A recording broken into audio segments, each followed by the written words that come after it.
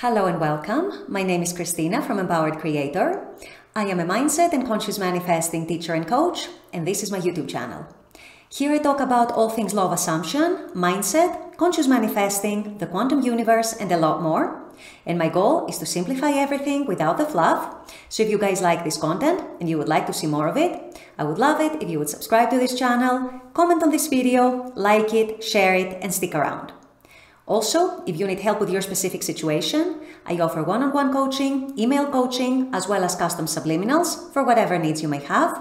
You may also want to check out my self-study mini course, Telepathically Connect with Your Specific Person. So if you guys are interested in any of these services, the links are below in the description box. Click on them and they're going to take you to my website. With all that being said, let's dive into today's video. In today's video, I want to talk about something that is a challenge for most people, manifesting any desire, especially a desire that is very important to them and that matters to them a lot. And that is reacting to the 3D, reacting to unwanted circumstances in the 3D, or rather, how to avoid reacting, how to not react to those circumstances and to those unwanted situations that might present themselves in the 3D. So this is what I'll be discussing in today's video. Stay tuned. So as I just said in my intro, a lot of people find it very, very challenging not to react in the 3D. I know a lot of people do very well when they get into their state, they practice the state of their wish fulfilled. And even if there's no obvious signs in the 3D or no obvious movement, they might still be able to train themselves to go a long way and to go a long time without reacting, feeling well, feeling into their wish fulfilled, grounded in their wish fulfilled. And all of this is very important, but the really tricky part, and the part that tests all of us, I include myself, is when the 3D shows something that either we weren't expecting, or we didn't see coming, or something that we don't like, something that we don't prefer. Sometimes it might even be something that is the exact opposite to what we're manifesting. So how do we stop ourselves from reacting to that? How do we stop ourselves from spiraling over that? How do we keep ourselves in the wish fulfilled, in that state of our desire, even when the 3D is seemingly in opposition? Of course, let me also tell you here, no one expects you to be superhuman. No one expects you to never react to anything and be like a robot or be like Buddha or be like, I don't know what, like a monk or anything like that. Of course, we're human. Of course, we have feelings. Of course, from time to time, we do react.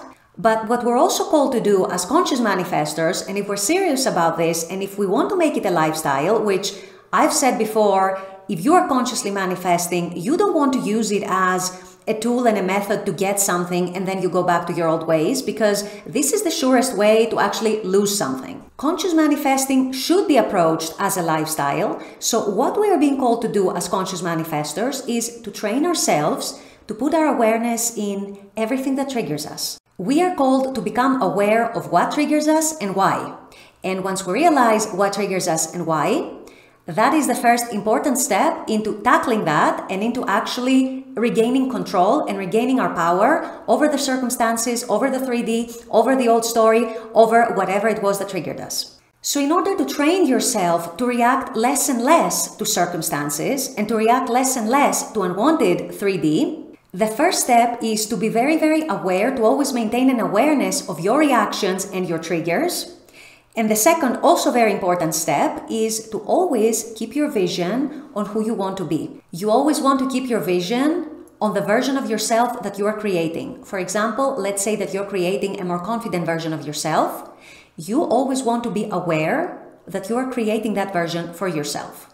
So if, for example, something happens in the 3D that triggered you, and the reaction you had to that came from the version of yourself who is very insecure and very fearful and very doubtful and has a low self-esteem and doesn't believe in themselves, then you want to be aware of that. You want to be aware that you reacted from that point of view, from that perspective, from that version of yourself, and take a step back and instead redirect yourself to react and respond to whatever circumstance, whatever trigger came up, as the new version of yourself. In this case, in the case of the example I gave, as your new confident self. For example, let's say that someone told you something about your outfit. Let's say that they told you that it doesn't look good on you.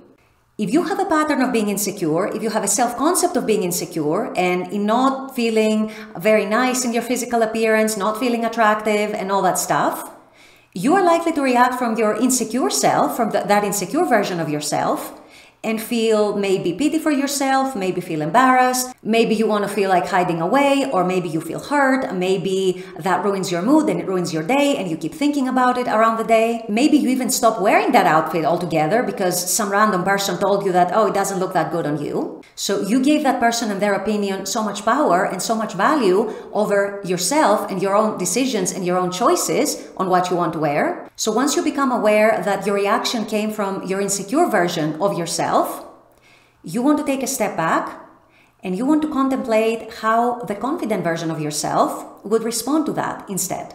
And when I say respond to that, I don't necessarily mean responding to the person directly. I mean how you react to that, how you feel within, how that comment makes you feel. So a confident person might, for example, think that, okay, that's their opinion, I respect their opinion, but respectfully, I don't agree. I think this is a great outfit. I think it looks great on me. And so I'm going to forget about their opinion the next minute. Or a very confident person, a person who is very secure in themselves and is very secure in their physical appearance and they like themselves and they feel attractive, might not even take that as a negative comment. It's not going to touch you in the same way and it's not going to affect you in the same way if you are confident and if you are secure and if you feel good about yourself and about your physical appearance.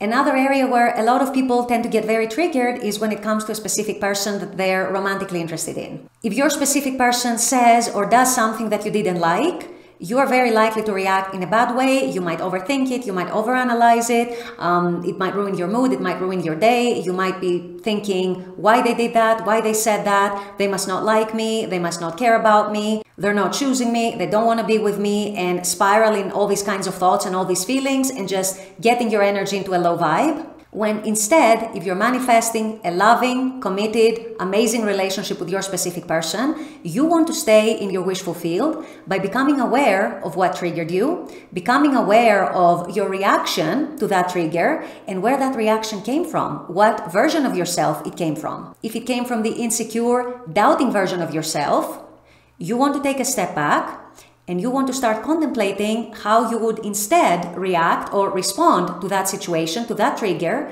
as the secure version of yourself.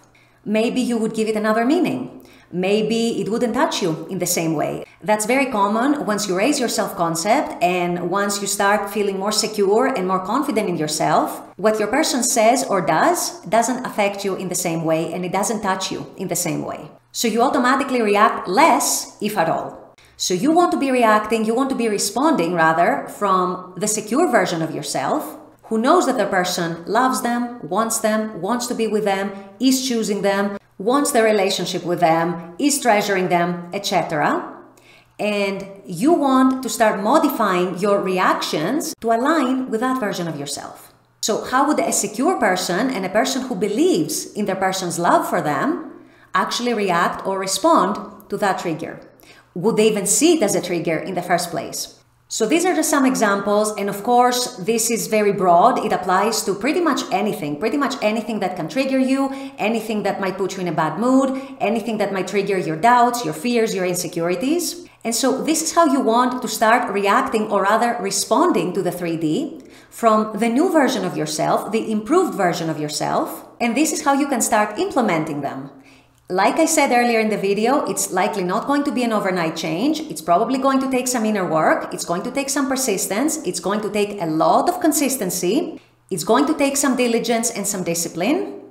But it's very, very worth it, because once you start embodying, truly and genuinely embodying that new version of yourself, there's going to come a point where it feels so natural to be that new version of yourself that you will have changed almost without realizing it. And this is when you start to see amazing things coming into your 3D. With all that being said, I'm going to wrap up this video here. I intend that this has helped.